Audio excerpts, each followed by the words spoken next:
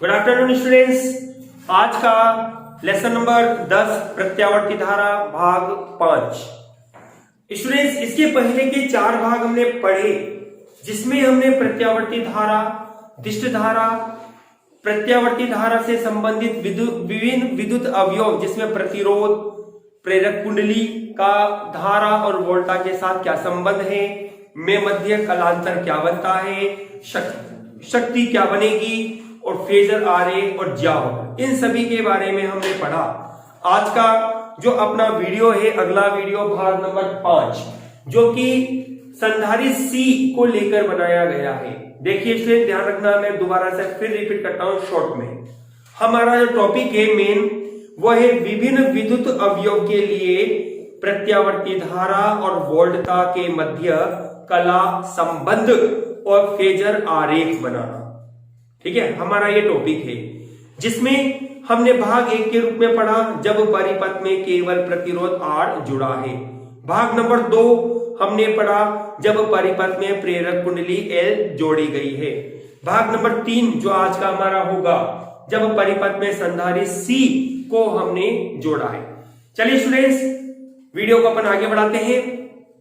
आज भी हमारे पास उन्हीं बिंदुओं में वर्क होगा जिन बिंदुओं में हमने इसकी लास्ट वीडियो में वर्क किया है। सबसे पहले हमने ये कहा, एक संधारित्र C आपके पास है यह, जिसको आपने प्रत्यावर्ती वोल्टता स्रोत के साथ यह आपने श्रेणी क्रम में जोड़ा है। V बराबर बनता है Vm sin ओमेगा t। ये आपके पास है संधारित्र C। ठीक है, तो स्टूडेंट्स अपन जानते हैं प्रत्यावर्ती वोल्टता समीकरण क्या होती है। प्रत्यावर्ती वोल्टता आपके पास बनती है V बराबर Vm sin ओमेगा t, समीकरण नंबर 1। ठीक है, अब हमें इस समीकरण के द्वारा धारा I का मान निकालना है। तो देखिए स्टूडेंट्स, हमने पढ़ा था लेसन नंबर जो अपना था 4, संधारित्र, क्योंकि संधारित्र वर्ड अपने पास लेसन नंबर 4 में ही अपने को प्राप्त हुआ था, जिसके आधार पर हम संधारित्र C को पढ़ते हैं। ठीक है, उस चैप्टर में यदि हम जाते हैं तो हमें उस चैप्टर से एक ऐसी समीकरण लेनी है जिससे हम धारा I का मान ज्ञात कर सके। पहचानोगे कैसे? पहचान ये होगी कि आपको उस समीकरण में V दिखना चाहिए, C दिखना चाहिए और धारा I आपके पास बन सकता हो तो वो अवयव आपको लेना है। ठीक है ना। तो हम जानते हैं, अपने पढ़ा था संधारित्र में संचित आवेश Q बराबर होता है CV के रूप में। ठीक है, तो इसमें अपने लिखा कि चूंकि अपने जानते हैं संधारित्र में आवेश की मात्रा, संधारित्र में आवेश आपके पास होता है Q बराबर CV। इसको मैंने लिया समीकरण नंबर 2। चलिए आगे बढ़ते हैं। समीकरण 1 व 2 की सहायता से आपको मिलता है V का मान रखा, Q बराबर हो जाएगा CVm और sin ओमेगा t, समीकरण नंबर 3। चलिए स्टूडेंट्स, ये तो हुआ अपने पास क्या, ये तो हुआ अपने पास आवेश Q का मान ज्ञात करना, लेकिन हमें करना क्या था, हमें धारा I का मान ज्ञात करना था। तो यह धारा I की जगह आपने Q निकाल लिया। क्या करें कि जिससे धारा I आए, तो हम जानते हैं विद्युत धारा की परिभाषा से I बराबर होता है dQ अपॉन dt। तो हमने कहा विद्युत धारा की परिभाषा से, विद्युत धारा की परिभाषा से आपके पास बनता है क्या चीज, I बराबर होता है dQ अपॉन dt, समीकरण नंबर 4। ठीक है, हमने समीकरण 3 व 4 को शामिल किया तो आपके पास बनेगा I बराबर d अपॉन dt, मान रखा Q का CVm और sin ओमेगा t। ठीक है, जब आप इसका अवकलन करते हैं तो पहले तो CVm को बाहर ले लीजिए, sin ओमेगा t का अवकलन आपको करना है, जिसका अवकलन होगा ओमेगा cos ओमेगा t। ठीक है स्टूडेंट्स, इस तरह से धारा I बराबर आपके पास बनता है Vm omega C cos omega T. हो गया अपना काम। लेकिन जैसा कि मैंने आपको बताया था अपनी लास्ट वीडियो में भी कि आप जब प्रत्यावर्ती धारा को ज्ञात करना चाहते हैं, समीकरण बनाना चाहते हैं, तो आपके पास आई तो है, लेकिन यहां पे बढ़ होना चाहिए आई एम। ठीक है, कोस की जगह आपके पास आना चाहिए साइन। क्या करें? त्रिकोणमिति का उपयोग करेंगे, परिवर्तन करेंगे। कैसे? देखो, हमने ये कहा यदि अपने पास वी एम ओमेगा सी बराबर कितना आई एम, इसको अपन नंबर देते हैं समीकरण नंबर 5, क्योंकि इसके द्वारा ही हम एक पद और पढ़ेंगे, जो कि आई एम आपके पास बनता है धारा आयाम। ठीक है ना, या आप इसको शिखर धारा भी कह सकते हैं, शिखर धारा। ओके, चलिए, अतः अपने पास बनेगा आई बराबर होगा I am cos omega T. ठीक है, अब देखो कोस है, अब साइन लेके आओ। तो देखो स्ट्रेस अपन जानते हैं चतुर्थांश का पहला भाग जो होता है, प्रथम चतुर्थांश जो होता है, सभी की पॉजिटिव नेचर को दर्शाता है। जहां किसी प्रकार से कोई चिन्ह नहीं है तो आप कैसे भी लिखो, कोई समस्या नहीं आएगी। तो हम यहां पर लिखना चाहते हैं यू साइन 90 प्लस थीटा, मतलब कि ओमेगा टी मान लीजिए, जिसका मान होता है क्या? कोस ओमेगा टी। ठीक है, मतलब कि कोस ओमेगा टी की जगह मैं क्या लिख सकता हूं? साइन 90 प्लस थीटा, मतलब कि ओमेगा टी। तो अपने पास बनता है आई बराबर आई एम और sign omega T plus pi upon 2। कोई प्रॉब्लम नहीं है, क्योंकि प्लस है ना, प्लस में आप a प्लस बी लिखो या b प्लस a लिखो, कोई फर्क नहीं पड़ता है। इस प्रकार से स्टूडेंट्स आपके पास यह समीकरण आती है प्रत्यावर्ती धारा। आप इस समीकरण 1 और समीकरण 6 दोनों में तुलना कीजिए, दोनों को ध्यान से देखिए, तो आप देखते हो कि यहां प्लस आ रहा है जबकि यहां कोई कोण नहीं है। तो अपन कहते हैं अतः सी परिपथ में, संधारित्र वाले परिपथ में मतलब में प्रत्यावर्ती धारा आई, प्रत्यावर्ती वोल्टता से, प्रत्यावर्ती वोल्टता V से 90 डिग्री आगे होती है। ठीक है, आप इसको यूं भी कह सकते हैं या उल्टा भी बोल सकते हैं आप इसको। कैसे? देखो, आप यूं कह सकते हैं कि सी परिपथ में वोल्टता प्रत्यावर्ती धारा से, प्रत्यावर्ती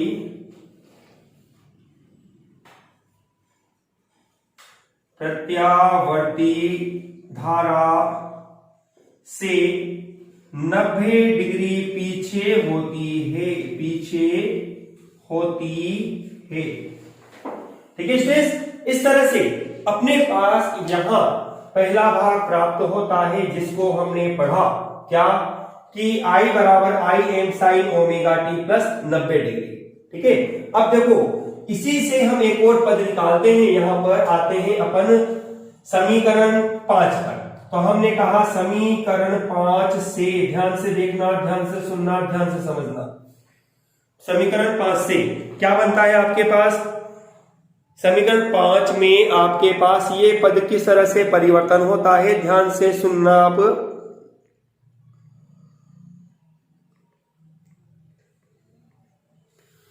देखिए, आपके पास बनता है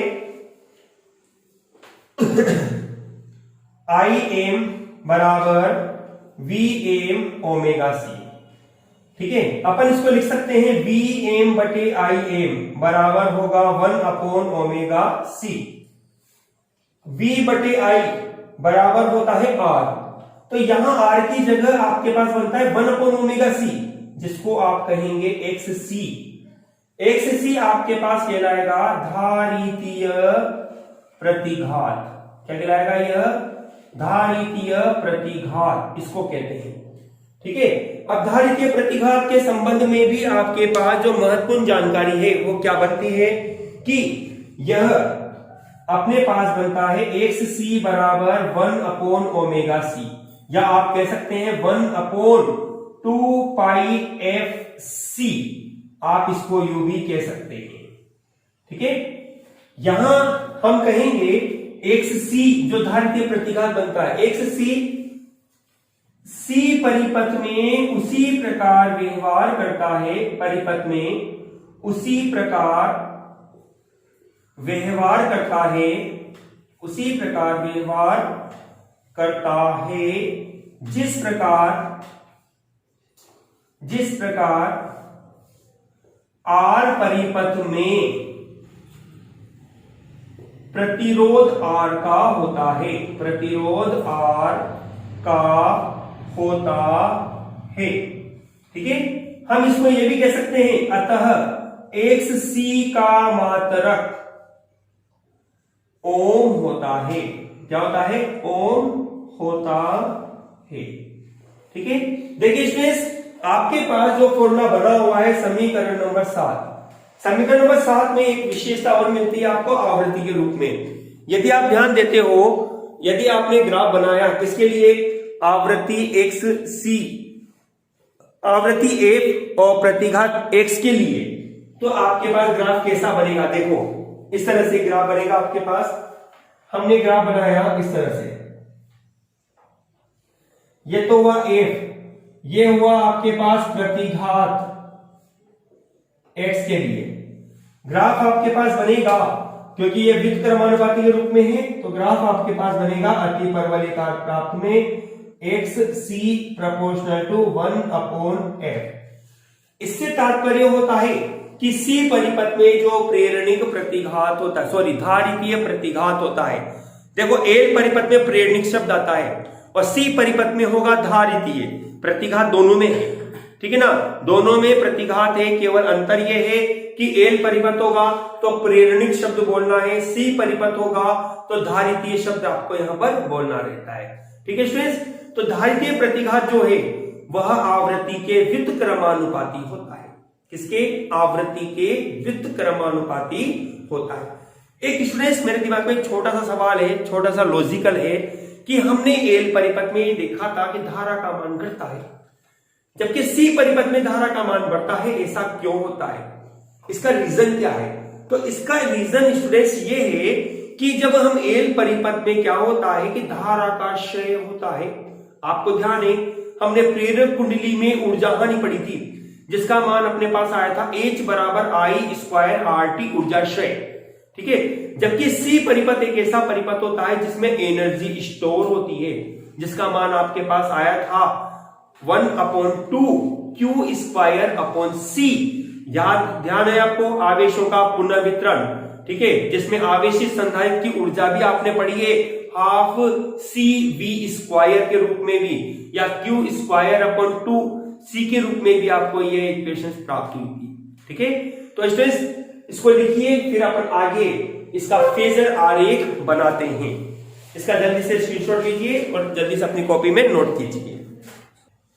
हाँ तो स्टूडेंट्स, ये तो अपन ने पढ़ा सी परिपथ के लिए प्रत्यावर्ती वोल्टा और धारा में संबंध। अब अपन पढ़ते हैं इसका फेजर आरेख। फेजर आरेख क्या और किस तरह से आप बनाओगे? ध्यान से सुने, ध्यान से समझे और ध्यान से लिखें। ठीक है, देखिए मैंने एक साइड ये इक्वेशन लिख दी है क्योंकि आगे अपने पास काम आएगी ये। सबसे पहले तो आपके पास बनेगा इसका ज्यावक्र। ठीक है, ज्यावक्र बनाने के लिए हमने जैसा कि आपको तरीका बता रखा है उसी तरीके में अपन आगे चले। मूल बिंदु O ये बन जाता है V व I दोनों के लिए। फेजर आरेख दोनों के लिए एक साथ बनता है। ठीक है ना। अब देखो, पहले तो अपन बनाएंगे धारा के लिए, फिर पहले बनाएंगे वोल्टा के लिए, फिर बनाएंगे धारा के लिए। तो ये तो होती है अपने पास वोल्टा के लिए V का मान। यहां पे इसको हम कर देते हैं T के लिए। ठीक है, देखो अपने पास ये वैल्यू बनती है Vm के लिए, ये वैल्यू बनती है अपने पास, थोड़ी सी नीचे बना देते हैं इसको, आपके पास बनेगी -Vm के लिए।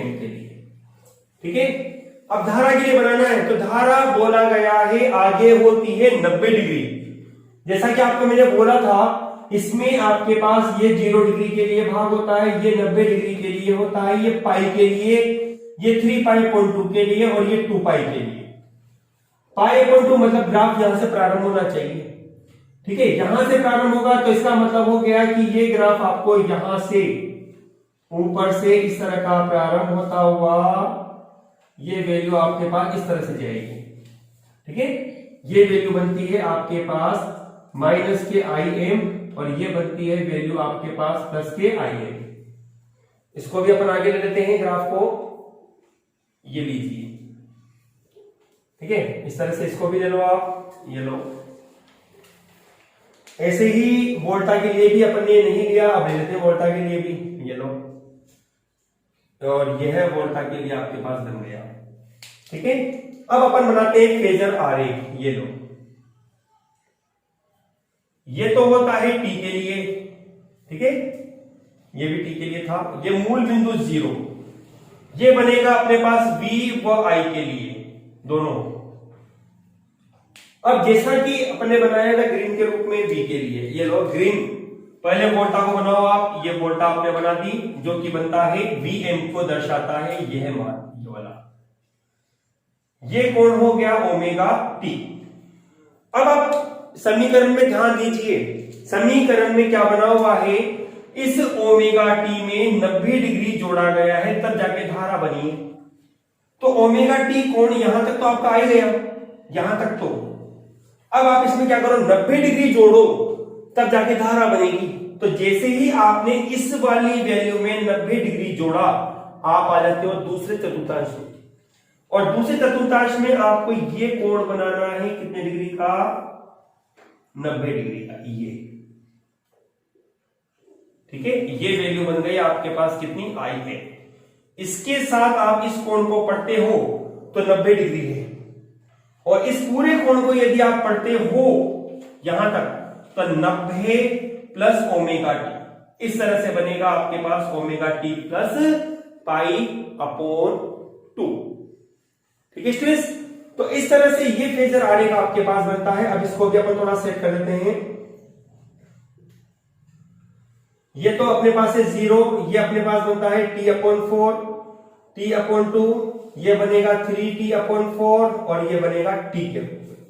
कोण के रूप में भी मैं नीचे लिख देता हूं, यदि आपको कोई समस्या रहे तो आप इन कोणों को इस तरह से भी बना सकते हैं कोण के रूप में, लेकिन बनाना नहीं है। 0 यहां होता है π/2, यहां इस बिंदु पर बनता है पाई, इस बिंदु पर बनता है 3π/2 और इस बिंदु पर बनता है 2π, ठीक है स्टूडेंट्स।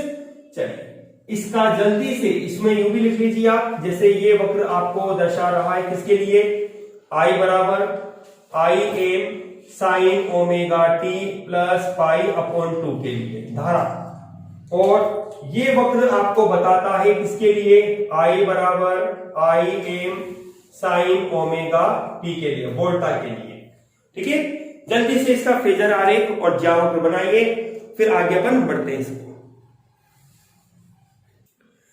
चलिए स्टूडेंट्स, ये तो हो गया अपने पास फेजर आरेख। अब अपन निकालते हैं, हालांकि ये है जो मैं बता रहा हूं अब आपको कि आपके कोर्स में है तो नहीं, लेकिन याद जरूर रखिए, क्योंकि 1 नंबर का सवाल आपके पास रह सकता है, जिसको आप डायरेक्ट रूप में भी बोल सकते हैं और मैथमेटिकली प्रूफ भी कर सकते हैं। अब हम निकालते हैं एक पूर्ण चक्र के लिए औसत शक्ति क्षय।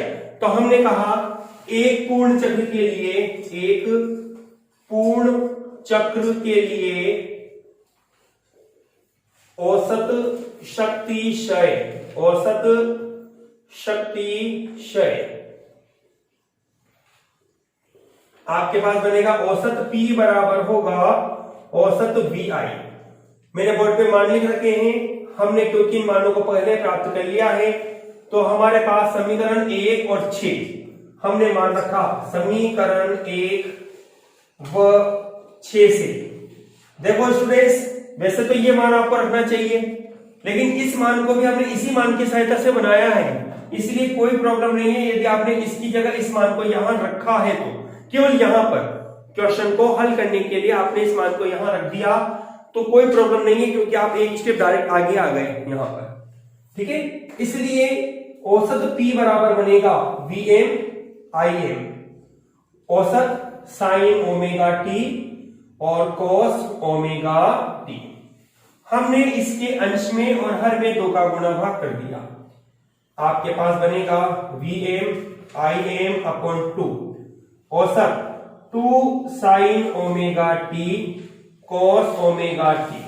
ठीक है, तो अपने पास कंडीशन बनती है, चूंकि अपन जानते हैं साइन 2 ओमेगा टी बराबर लिखा जा सकता है 2 sign omega T cos omega T, इसलिए आपके पास आएगा औसत P बराबर होगा Vm Im बटे 2 औसत साइन 2 ओमेगा टी। और जैसा कि आपको मैंने पहले फॉर्मूला में बताया है, औसत साइन 2 ओमेगा टी बराबर होता है 0, इसलिए आपके पास बनेगा औसत P बराबर कितना 0। इस तरह से स्टूडेंट्स अपने पास यहां पर निष्कर्ष निकलता है, क्या निकलता है कि अतः अपन कह सकते हैं C परिपथ में एक पूर्ण चक्र के लिए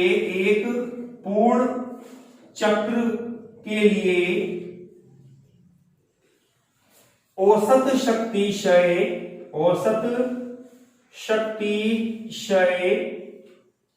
0 होता है। देखिए स्टूडेंट ध्यान रखना, हमने R परिपथ में औसत शक्ति क्षय निकाला था P बराबर VRMS IRMS। L और C ये ऐसे परिपथ है जिसमें औसत शक्ति क्षय 0 होता है, R परिपथ में नहीं होता है, जबकि L और C दोनों प्रकार के परिपथ में शक्ति क्षय का मान 0 होता है। चलिए इसको लिखिए, फिर इसके बाद हम, हालांकि टॉपिक अपना खत्म है, लेकिन इसके बाद में आपको एक डिफरेंट क्वेश्चन जो कि ग्राफ संबंधित है, जैसा कि लास्ट वीडियो में भी हमने बताया था आपको, उसी पर आधारित यहां पर एक सवाल आपको लिखाया जाएगा।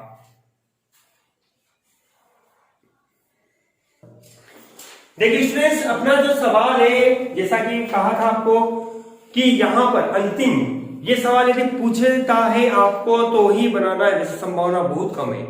ठीक है ना, C परिपथ में आपको शक्ति P, वोल्टा V व धारा I, ये अपने L परिपथ में भी यहां तक तो लिखा था, लेकिन वहां L परिपथ में अपने पास आया था phi, और यहां phi की जगह अपने पास आता है आवेश Q। कारण क्या है इसका? इसका कारण ये है कि जब आपने प्रेरकत्व L का मान निकाला था, L के लिए वोल्टा रखी थी आपने, तो E बराबर था आपका L di अपॉन dt, जो कि फॉर्मूला बना हुआ था d phi अपॉन dt से। ठीक है ना, वो phi से संबंधित था। प्रेरक कुंडली में चुंबकीय फ्लक्स में परिवर्तन होता है, जिसके कारण वोल्टता, धारा, शक्ति उत्पन्न होती है।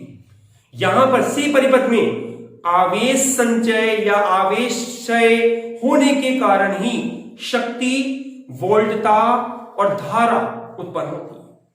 ठीक है स्टूडेंट्स, तो ध्यान रखिएगा, आपसे सवाल पूछ सकता है ये ऑब्जेक्ट क्वेश्चन में भी कि L परिपथ से संबंधित राशियां है P, V, I और C या Q या phi आपको दे देगा। ठीक है ना, तो आपको ध्यान रखना है L परिपथ में होगा P, V, I और C। L परिपथ में आपके पास बनेगा P, V, I और phi। L परिपथ में phi आएगा चुंबकीय फ्लक्स, सॉरी, ठीक है ना। और C परिपथ यदि आपके पास होता है तो P, V, I तो सभी में आएगा। L परिपथ में phi आएगा और C परिपथ में आपके पास जगह ले लेगा कौन? Q लेगा। ठीक है, चलिए अब इसका अपन ग्राफ बनाते हैं। ग्राफ बनाने के लिए सर्वप्रथम अपन बनाते हैं एक अक्षों के रूप में, जो कि अपने पास मुख्य अक्ष बनती है, जिसके आधार पर ही ग्राफ बनेगा आपके पास। ये तो हो जाता है T के लिए। इस लाइन को हम P, V, I और Q तीनों नाम देते हैं, चारों नाम देते हैं, और उसी प्रकार से नीचे भी होगा।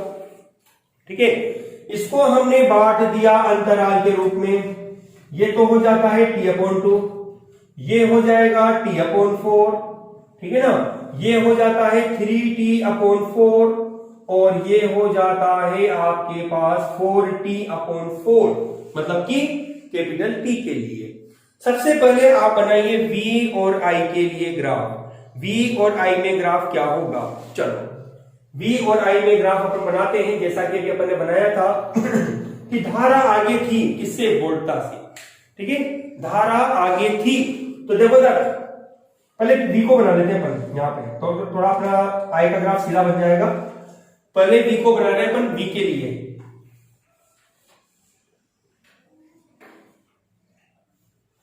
ग्राफ ज्यावक्र होना चाहिए, ध्यान रखिएगा स्टूडेंट्स, ज्यावक्र में ग्राफ आपको बनाना है। ये आपके पास पहला रूप है और यह आपके पास बनता है दूसरा रूप, ठीक है। ये तो आपके पास बनता है V के लिए। अब धारा इससे आगे बनानी है 90 डिग्री का कोण लेते हुए, पीछे रहते हुए थोड़ा सा धारा का मान कम रहेगा आपके पास, ये इस प्रकार से।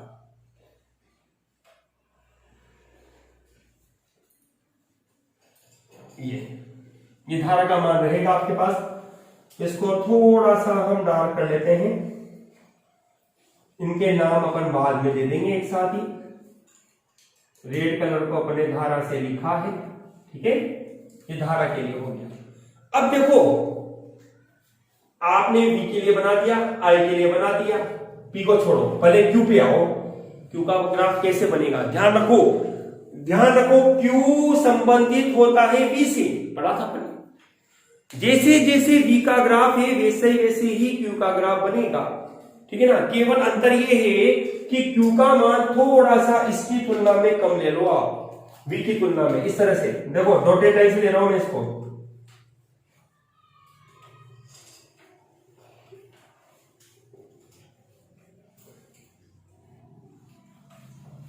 ये इस तरह से, ठीक है। ये हो गया आपके पास Q के लिए। अब कौन बचा, P। तो P आपके पास पूरे एक चक्र में चलेगा इस तरह से, ये एक भाग, सेम ऐसा ही नीचे भाग बनेगा, ये लीजिए, फिर ऐसा ही भाग ऊपर बनेगा यह, और फिर ऐसा ही भाग आपको नीचे प्राप्त होगा यह, ठीक है। अब देखो ये तो बना P के लिए, है ना, और ये बना धारा I के लिए, ठीक है। ये बनता है आपके पास V के लिए, और नीचे ही नीचे जो बचा हुआ आपके पास है ये बनता है Q के लिए। अब इसमें वैल्यू रख दो T/4, ये होता है T/2, ये होता है 3T/4 और ये होता है T के लिए। इस तरह से स्टूडेंट्स ये जो ग्राफ आपने बनाया, ये ग्राफ आपके पास शक्ति P, वोल्टा V, धारा I और आवेश Q में ग्राफ। इस तरह से आज की जो अपनी वीडियो है विभिन्न विद्युत अवयव को लेकर प्रत्यावर्ती धारा और वोल्टा में ज्यावक्र और फेजर आरेख में संबंध दर्शाना के 3 महत्वपूर्ण भाग कंप्लीट होते हैं। अब इसके बाद की जो अपनी वीडियो रहेगी उसमें हम R L मतलब R और L दोनों परिपथों को जोड़कर, ऐसे ही अगली जो वीडियो बनेगी वो R और C दोनों को जोड़कर हम प्रत्यावर्ती धारा, वोल्टता और ज्यावक्र का अध्ययन करेंगे। साथ के साथ फेजर आरेख को भी हम पढ़ेंगे। तो स्टूडेंट्स वीडियो को पूरा देखें और ध्यान से समझते हुए बार बार लिखते हुए इन क्वेश्चनों को हल करें। ओके स्टूडेंट्स, धन्यवाद स्टूडेंट्स।